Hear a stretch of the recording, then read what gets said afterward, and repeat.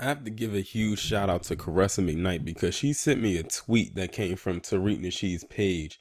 And this right here is going to prove, or is going to be one of many proofs as to why we have to be very careful about who you let into your circle and who is allowed and not allowed to speak for us. Now, we all know that reparations hearing on Capitol Hill, which was pretty much a sham, a farce, a shit show, whatever you would like to call it. Now, you may not know who this individual is on this screen. I didn't know who it was until today, as a matter of fact. And I said, I have to speak on this. When I saw this, I said, yep, I'm definitely going to make a video about it. And I definitely already know what I'm going to say. But this person's name is Coleman Cruz Hughes. And he was one of the guys that spoke at the reparations hearing. Now, what I'm going to do is I'm going to play this 1 minute clip, but I'm going to split it up.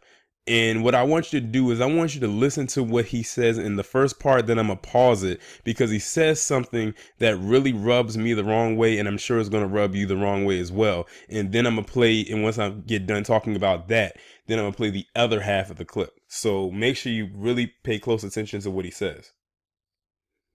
I think over time I started calling myself black rather than half Puerto Rican, half black. Not consciously or intentionally, but it just happened. And I think in retrospect, the reason I started doing that seems to me to be because there's much more to be gained in terms of social capital by calling yourself black. You're allowed to, how do I put it? You don't see as much Hispanic identity politics. There's less to be gained from emphasizing the half Puerto Rican side of oneself. Okay, so I just paused it right there before it goes into the next part. So you heard what he said. Coleman Cruz Hughes is a half, as he describes himself, Puerto Rican, half black person. He says that he claimed the black part for a social capital, not because that's what he identifies with more or that's where he was raised to be, but he says he identified as black because of social capital. Basically, he identifies with the black side because that is seen as the more acceptable side, instead of doing the whole identity politics with him as if he was just a completely claim just being Puerto Rican. In other words, this guy is doing this for clout. He's a clout chaser, an attention seeker. He's wearing it, as many people would say, as a costume. He says him claiming to be black is for social capital. It sounds more like a social come up. Now that you've heard that part, I'm going to play the next part. Now, I really want you to pay close attention to this, because what he says right here, now this is the part where he's speaking at the reparations hearing, and then that's going to completely contradict what he just said in that first clip. Black people don't need another apology.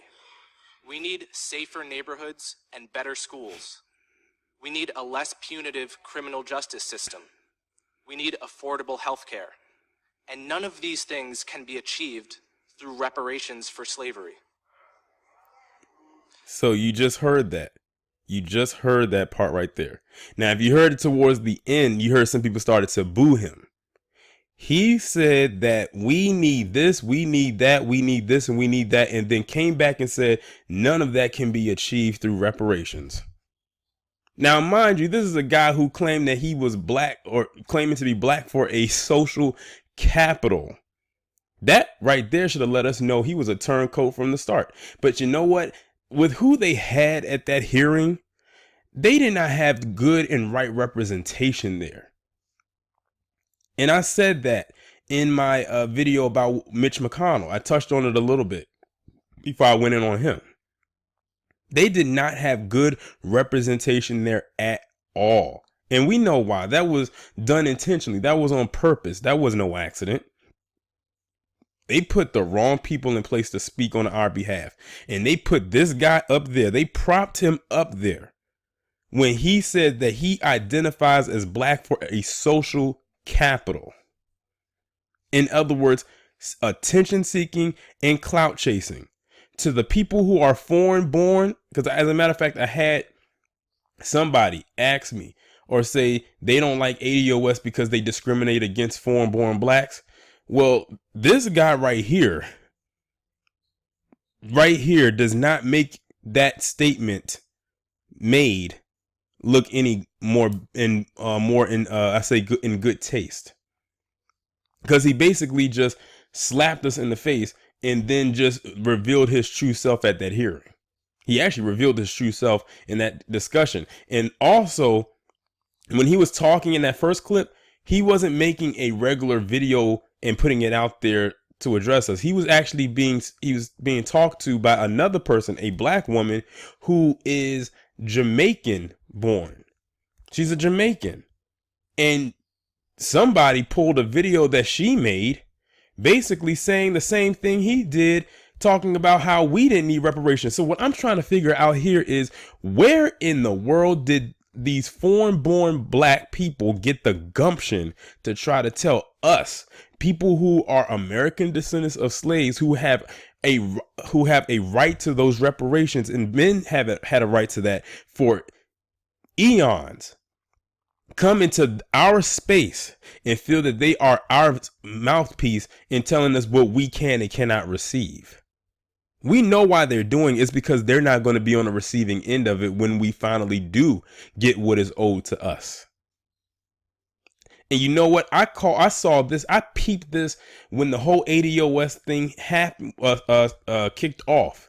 I saw their true colors then. We saw their true colors then. And see, now that it's made its way to I guess you could say, the grand stage where it's really getting noticed, now they're panicking. Now they're saying what we don't deserve and things of this nature. I'm like, y'all didn't go through what our ancestors went through. Yeah, sure, we're all part of the diaspora, but we really suffered a lot for the 400 plus years and still are to this day. Black people in the establishment who were born here have never really had a moment's peace, even post-slavery.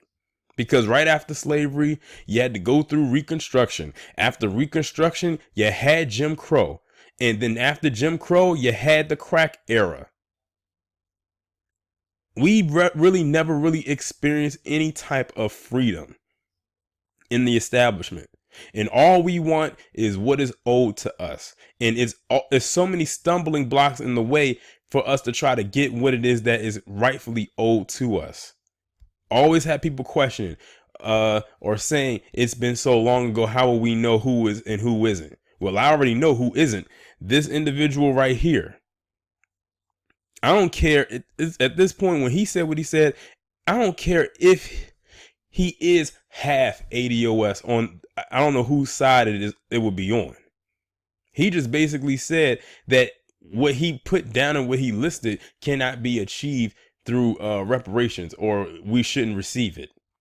But you want to claim black when it's beneficial to you. This right here, what he just said, is exactly why many people look at quote unquote mixed or biracial people with a side eye. And if I was to pass him on the street, I would just think he was just a regular black guy until he told me that he has a Puerto Rican lineage. But you know what? I'm gonna go and play that clip again just in case y'all didn't catch it. I think over time I started calling myself black rather than half Puerto Rican, half black. Okay, so that part right there, he said over time he started calling himself black instead of half Puerto Rican, half black. That means that he has never identified as black until recently. I guess you can say he's a new black. Let me continue. Not consciously or intentionally, but it just happened. And I think in retrospect, the reason I started doing that seems to me to be because there's much more to be gained in terms of social capital. He says it's so much more to be gained in social capital, identifying himself more so as black instead of half Puerto Rican, half black, or Afro-Latino. By calling yourself black. There's a you're allowed to, how do I put it? You don't see as much Hispanic identity politics. I had to pause the video right quick because I just had to look up identity politics right quick just to make sure that I wasn't incorrect. Identity politics, a noun, a tendency for people of a particular religion, race, social background, etc., to form exclusive political alliances away from traditional broad-based party politics. The term identity politics in common usage refers to a tendency of people to share a particular racial, religious, ethnic, social, or cultural identity to form exclusive political alliances instead of engaging in traditional broad-based party politics or promote their particular interests without regard for interests. So basically, in so many words, this Coleman Cruz Hughes identified with black more so in his words, because he knew he couldn't gain anything by just saying he was Puerto Rican or half Puerto Rican and half black. He knew he couldn't gain anything from that. In other words, he couldn't find a way to be an opportunist by claiming that. So he claimed black to be an opportunist, not because that's what he feels that he is. All I'm going to say is this: do not trust people like Coleman Cruz Hughes. I just played for you 2 clips, and I just broke down the first one just to get, so y'all could understand what he was saying, just in case you didn't get it the first go around. I'm going to end the video off right here. Y'all let me know what you think down in the comments. Like, share, subscribe. I will talk to you in the next one.